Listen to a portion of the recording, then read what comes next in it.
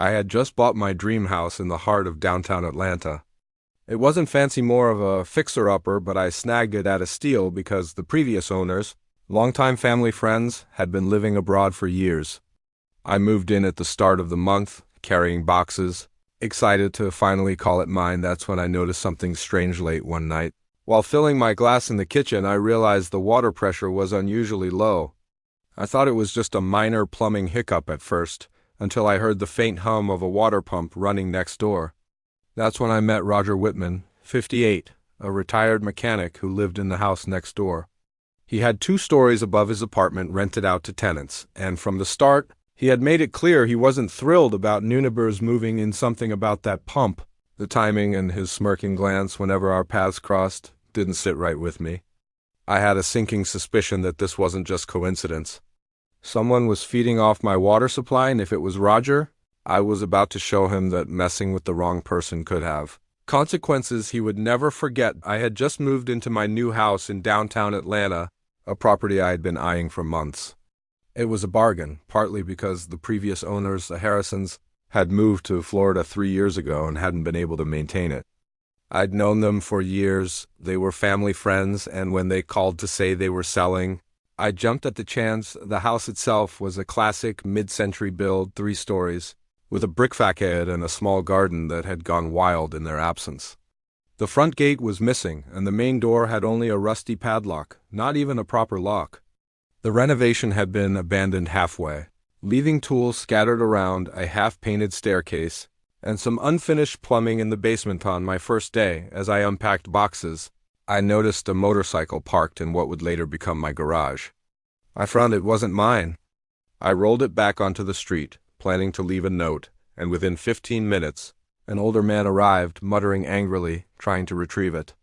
Through my kitchen window, I saw him inspect the bike, glare at the house, and finally take it back down the street. That was my first real encounter with Roger Whitman, a 58-year-old retiree who lived next door. He had a reputation in the neighborhood for being territorial and stubborn, and it was clear he didn't appreciate anyone moving into what he considered his territory. Over the next few days, I started settling in. I installed a proper front gate and a no parking sign, which solved the issue of random vehicles blocking my driveway. I painted the exterior, pruned the garden, and began tackling small plumbing and electrical fixes. The house was full of quirks: a leaky kitchen faucet, an old boiler that groaned every morning, and squeaky wooden floors that told stories of decades gone by. But I loved it. It had character, and for the first time it felt like mine. Roger, meanwhile, seemed to keep an eye on me. He would sometimes sit on his porch, watching quietly, his graying hair catching the sun, hands folded on his cane. I introduced myself politely, and he nodded without much expression. I got the feeling he was the type to hold grudges quietly and observe rather than confront directly. Then, the first oddity happened. A week into moving in, while I was in the middle of a shower, the water pressure dropped dramatically. I shrugged it off as another plumbing issue until I heard a familiar hum, a water pump running somewhere close by. At first, I thought it was a coincidence, but something didn't sit right. I made a mental note to check my lines. Over the next few days. I began noticing other things. My bills, though normally minimal, were slightly higher than expected.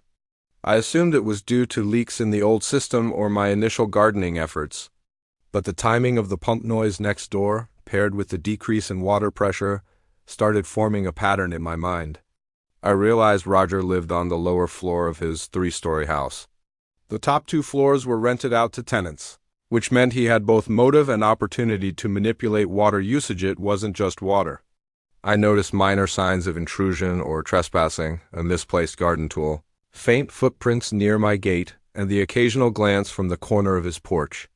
Nothing overtly aggressive, but enough to make me uneasy. I spent the next several days monitoring the situation. I turned on various taps, checked water pressure, and noted the timing of the pump next door. Each time Roger's pump started, my pressure dipped. I couldn't see any direct connection yet, but the correlation was too consistent to ignore. It was subtle, clever, and almost audacious. The harbor itself was a mix of retired couples and young families. Everyone knew each other casually, and most of the older residents were territorial about their homes. I quickly realized that Roger fit the archetype: protective, possessive, and quietly irritable. He had lived in this neighborhood for decades and seemed to resent anyone new, especially someone moving into a house that had been abandoned for years meanwhile. My 3 dogs, Max, Daisy, and Bruno, adapted quickly to the new yard. They became my unofficial watchdogs, alerting me whenever someone approached the property. I started feeling more confident, knowing that I had a physical presence on the property in addition to my mental vigilance. Despite the tension, I continued with normal life. I met a few of the tenants in Roger's house casually, mostly exchanging polite greetings. They seemed unaware of any issues and spoke of him as a quiet landlord, a man who minded his own business as long as rent was paid. But I knew better. I had seen the subtle signs by the end of the first week. I had set up basic security measures: cameras near the gate, motion sensor lights, and monitoring of the water pressure in various taps throughout the house. It wasn't paranoia, it was preparation. I had bought a house that was technically a fixer-upper, yes, but it was mine. I wasn't about to let a neighbor quietly exploit my utilities or undermine my peace one evening. As I sipped coffee on the back porch, I finally saw the faint glimmer of what I suspected, a small hose, barely visible, running from my water meter along the property line toward Roger's side. My heart skipped a beat, but I didn't act immediately. I wanted more certainty. Over the next few days, I tested every connection, every tap, until the pattern was undeniable. My water supply was being siphoned cleverly, quietly, and repeatedly. Roger had been doing it for years. The bills, the minor leaks, the old plumbing, they had masked the theft until now. But with modern monitoring and careful observation, I had all the evidence I needed. It was audacious, almost like he was testing me to see how long I would tolerate it, and that, I realized, was the moment the story changed. I was no longer just a passive homeowner. I had identified the problem, the perpetrator, and the opportunity. The next phase of this story, how to deal with him, was about to begin. A few days after I confirmed my suspicions about Roger, I started keeping a closer eye on his property.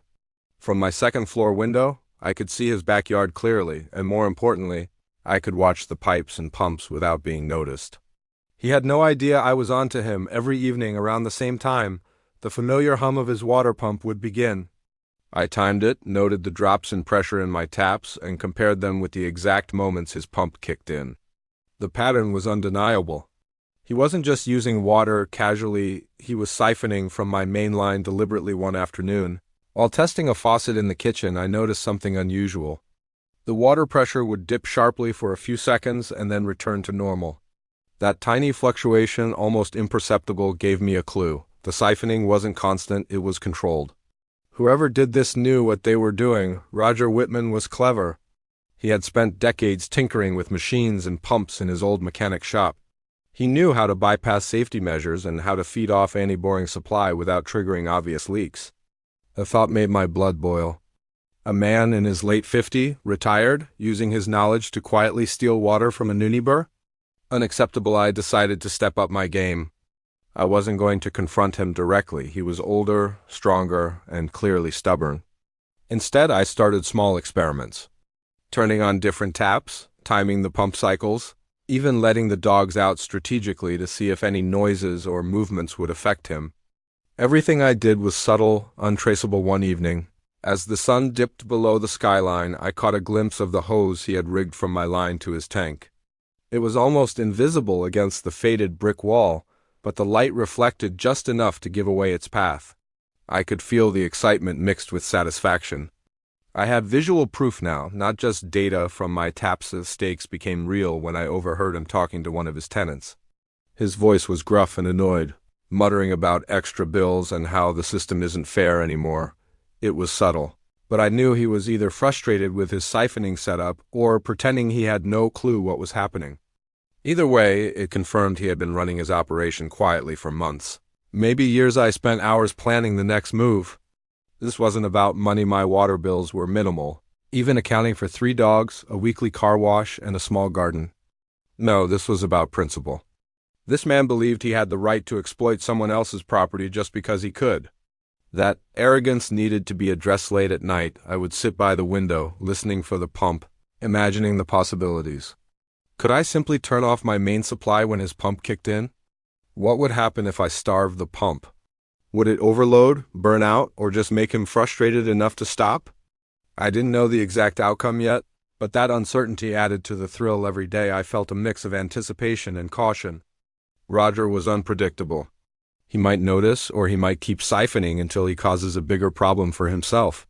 The suspense kept me awake at night, yet it also sharpened my planning. I didn't rush. I calculated every move, every tap, and every possible outcome. By the end of that week, I had a strategy forming in my mind. The evidence was clear, the timing perfect, and the opportunity undeniable. Soon, it would no longer be a game of observation. It would be a game of payback, and I intended to win without lifting more than a finger. After days of careful observation, the reality hit me like a punch. Roger Whitman was not just stealing water occasionally. He was siphoning it deliberately, systematically, and repeatedly. My initial curiosity and mild irritation had escalated into outright frustration. Every time I turned on a tap, there was a chance that my water pressure would plummet. Every shower became a gamble. I started documenting everything. Each drop, each pump cycle, every fluctuation in pressure. I even marked the hours when the pump would run, cross-checking them with my water meter. It was methodical work, almost like conducting an investigation. By now, I knew Roger's system inside out. The man was clever, using decades of experience as a retired mechanic to exploit my line, and he had been doing it for years without detection. I tried subtle deterrents first. I left visible water hoses coiled near my garden, hoping to make it appear that I was monitoring things closely. I installed extra taps and ran them briefly, seeing if it would confuse the siphoning setup. Nothing worked. Roger continued quietly, smugly, like a cat toying with a mouse. Tension built between us. Every encounter became a silent battle. I would wave politely as I passed him, my dogs at my heels, while he gave a curt nod and a faint smirk, clearly aware that I had noticed something but unwilling to admit anything. His rented tenants upstairs were blissfully unaware, and that made him bold. He had the perfect setup. He siphoned water from my supply, kept his tenants happy, and left me to stew. One evening, I ran a full check of my system while he was inside. The pressure drop was instantaneous once his pump started. I traced every line, confirming the siphoning route, and my suspicion turned into certainty. I even noticed a small valve hidden near the property boundary. It was subtle, nearly invisible, but it confirmed everything. Roger had been siphoning directly from my main line, carefully, without any leaks that could expose him. I spent nights start zinging. Direct confrontation seemed pointless. Roger was older, stubborn, and had lived in that neighborhood for decades. He had both pride and experience on his side. I didn't want arguments or petty neighborhood squabbles. I wanted a decisive solution, one that would make him realize the cost of messing with someone else's property. My frustration was compounded by the absurdity of the situation. Water in my area was cheap, maybe $5 a month, even with 3 dogs, a car wash, and a garden. Money was irrelevant. This was about principle, about entitlement. It's about showing a man who thought he could exploit others that there are consequences. Even for someone in their late 50s with decades of experience, I began observing more closely. His pump cycles were predictable, tied to the levels in his rooftop tanks. Every morning, every evening, it ran with precision. I even noted the timing of his tenants' usage, which seemed to dictate when he siphoned more aggressively. I realized that his system was entirely dependent on my supply. Without it, everything in his household could go haywire. The tension escalated when a minor plumbing mishap occurred on his side. A pipe rattled violently during one of the siphoning sessions, and I could hear him shouting at the tenants upstairs. They looked confused and frightened. It was a small taste of what could happen if the system failed completely. The thrill of knowing how vulnerable he was became intoxicating. I considered all options: confrontation, legal action, or ignoring it. Confrontation would have led to arguments and grudges, and legal action was slow and unnecessary for such a minor cost. Ignoring it wasn't acceptable either. So I formulated a plan that was simple, legal, and devastatingly effective. I would use his reliance on my water against him. I knew exactly when the pump would turn on, how long it would run, and what the effects of starving it of water would be. If done correctly, the pump could overload, his wiring could be stressed, and the tenants would face temporary chaos. All without me stepping foot onto his property or breaking any laws. Over the next several days, I set up my timings meticulously. I tested small interventions, like briefly shutting off my main supply to observe effects, but nothing too drastic yet. Each test taught me more about how his siphoning system responded and how the electrical circuits upstairs and in the pumps would react. It was a game of precision, patience, and perfect timing. Frustration and anticipation blended in an intoxicating mix. I found myself awake at night, listening for the familiar hum of the pump, planning the exact moment to act. The stakes were clear. A single miscalculation could just inconvenience him, but a perfectly timed intervention could dismantle his operation entirely, teaching him a lesson in a way he would never forget. By the end of the week, I was ready. The conflict had reached its peak. Roger had pushed me into a corner of observation, calculation, and strategic planning. My patience, frustration, and ingenuity were now aligned for a single purpose: to show him the consequences of arrogance, entitlement, and quiet theft. The night I had planned finally arrived. Everything was set. I had double-checked the water supply timings, the pump cycles, and even the electrical load on Roger's property. It was quiet, the kind of still night where the city hum faded into the background, leaving only the anticipation of what was about to happen. Around 10 p.m., as expected, I heard the familiar whir of Roger's water pump. My pulse quickened. I calmly walked to the main valve in my basement and slowly turned it off. Just like that, the water supply to his siphoning setup was cut. At first, nothing seemed to happen. The pump continued to run, humming with determination, pulling air instead of water. I could almost hear Roger muttering to himself, confused by the sudden drop in flow. A small rattle and a metallic groan echoed through the walls. I smiled. This was just the beginning. Minutes turned into half an hour. The pump, starved of water, drew power relentlessly. In his decades-old electrical wiring, not designed for constant overload, the strain began to show. Flickers of light danced through the windows of his house. I could hear the tenants upstairs murmuring, confused, their voices carrying faintly through the thin walls. By midnight, the first real chaos began. The pump's motor screamed as it fought against empty pipes. Sparks flew from one corner of the wiring near the tank, short-circuiting circuits. Lights went out. Faucets sputtered. Roger was now running around, frantic, shouting at the tenants, trying to figure out what had gone wrong. The tenants were terrified. They had no water, no power, and no explanation. Their complaints to Roger fell on deaf ears. He had no backup system, no contingency plan. The system he had relied on for years had betrayed him, and there was nothing he could do. By 3 a.m., the consequences were fully realized. Not only had the pump motor been damaged, but the overloaded wiring had tripped the main fuse, cutting power to the entire house. Roger was now facing a complete meltdown. I could hear him muttering curses and the tenants' frustrated shouts, each word a victory in itself. The aftermath over the next few days was brutal for Roger. 2 of his tenants, unable to tolerate the lack of basic utilities, moved out immediately.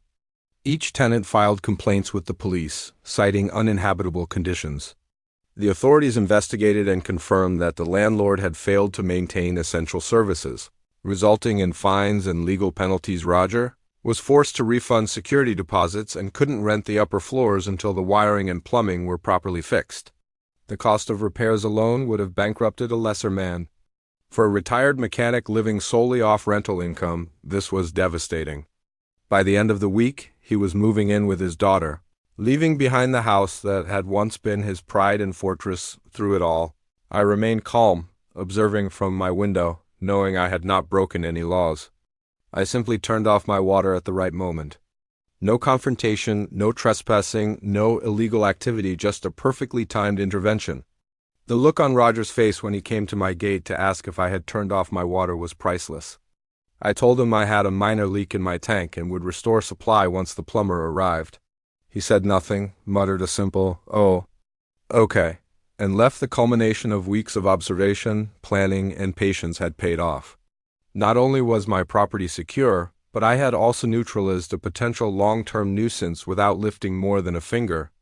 The sense of satisfaction was profound. Roger had underestimated me, assumed I would tolerate his theft quietly, and learned the hard way that such arrogance has consequences. By the end of the week, the repairs on my own property were completed. The pipes siphoning water to Roger's property were permanently removed, ensuring there would be no repeat of the theft. My dogs lounged lazily in the yard, oblivious to the drama, as I sipped my coffee on the porch. Finally, at peace, it was over. The tension, The anxiety, the plotting it, had all led to a decisive end. Roger Whitman, once the shadowy figure peeking over the fence, had been reduced to a cautionary tale for anyone else considering similar audacity. And I, the quiet observer, had ensured that justice was served without a single unnecessary confrontation. The city outside remained unaware, the night calm once more. But for me, the lesson was clear: preparation, patience, and precise action can overcome even the most clever of adversaries. In the days following the pump disaster, the neighborhood slowly began to buzz with rumors. Word spread quickly: the Whitman residence had suffered a total utility collapse. No one saw the exact cause, but the effects were clear. The tenants were furious. Both of them had lived in Roger's house for several years, paying rent diligently, only to be left without water and electricity for days. They filed complaints with the local authorities immediately. The police investigated and confirmed what anyone observing closely could have predicted. The house had severe wiring issues, the plumbing was outdated, and the landlord had failed to maintain essential services. Fines were issued totaling several $100s, and he was ordered to refund the tenants' security deposits. The upper floors could not be rented again until all problems were resolved, which meant that Roger's main source of income had been cut off abruptly. Roger, a retired mechanic in his late 50s, had never anticipated such a chain of events. His carefully maintained routine of siphoning water, controlling his tenants, and keeping up appearances had crumbled overnight. He called contractors, electricians, and plumbers, but the damages were extensive. The wiring was fried, the pump motor destroyed, and the tenants had already moved out. The costs of repairs alone were staggering, not to mention the lost rental income. He finally realized the full extent of the situation when he came to my gate one morning, exhausted and defeated. His face, usually stern and confident, was drained. "Did you shut off the water?" he asked quietly. I simply nodded, explaining that a minor leak in my tank had caused me to temporarily cut the supply until a plumber fixed it. He muttered an "oh, okay," and walked away. That was all he could manage. No excuses, no threats, no smug grin, just silent resignation. The tenants had already moved into other parts of the city, unwilling to risk another week of living without basic utilities. Roger was left with a house he could neither rent nor use efficiently. Friends who had once respected him as a long-time resident in the neighborhood began to distance themselves. For someone who had relied on his reputation and routine for decades, it was a harsh, humiliating reality. Over the next few days, I had a plumber come by to remove any pipes that left my property and to ensure that no one could siphon water in the future. I checked every line and every connection and tested the system multiple times. Finally, I could relax. The house was secure and fully functional, and my water supply was no longer at risk. Max, Daisy, and Bruno, my loyal dogs, were oblivious to the human drama but sensed the calm in the air. They lounged in the sun, chasing away the last vestiges of tension that had plagued the property. I walked through the garden, admiring the fruit trees and small flower beds I had nurtured since moving in. For the first time in weeks, I felt at peace in my new home. Roger Whitman's downfall had been swift but thorough. By overextending himself, relying on an outdated system, and underestimating his neighbor, he had lost tenants, income, and a portion of his independence. The lesson, though hard for him, was clear: entitlement and arrogance come with consequences. Regardless of age or experience, for me, the resolution was satisfying on multiple levels. Not only had I secured my property, but I had also neutralized a potential long-term problem without breaking any laws, without confrontation, and without endangering myself. My meticulous observation, patience, and strategic planning had turned a situation of subtle theft into a clear victory. As days turned into weeks, I continued to enjoy my home, aware that I had reclaimed control not just over my water supply but over my peace of mind. The neighborhood, which had once seemed full of potential hazards, now felt safe and secure. My presence was established, my boundaries respected, and the principle had been demonstrated: nobody messes with someone else's property without consequences. Roger eventually moved in with his daughter, leaving behind the home that had been his pride and routine for decades. It was a humbling transition for him, a complete reversal of his position in the neighborhood. The tenants had settled elsewhere, and my house, once an abandoned property, had become a secure, vibrant home for me and my dogs. In the end, All it took was a careful plan, precise timing, and patience. The thief had been unmasked, the system corrected, and justice, quiet yet effective, had been served. The house, the garden, the taps, and the dogs, everything was finally back in harmony. I had turned a potential nightmare into a story of strategy, foresight, and ultimate satisfaction. Now I ask you, if you were in my shoes, would you have confronted him directly or stayed silent and let the law take its course? Sometimes the most powerful actions are the quietest ones, but would you have had the patience to see it through? This was just one story, but the next one will be even more dramatic. Are you ready? Then you need to subscribe to HOA Stories 87 right now. Like this video, share it with your friends, and hit the bell because the next story might sound a little too close to home.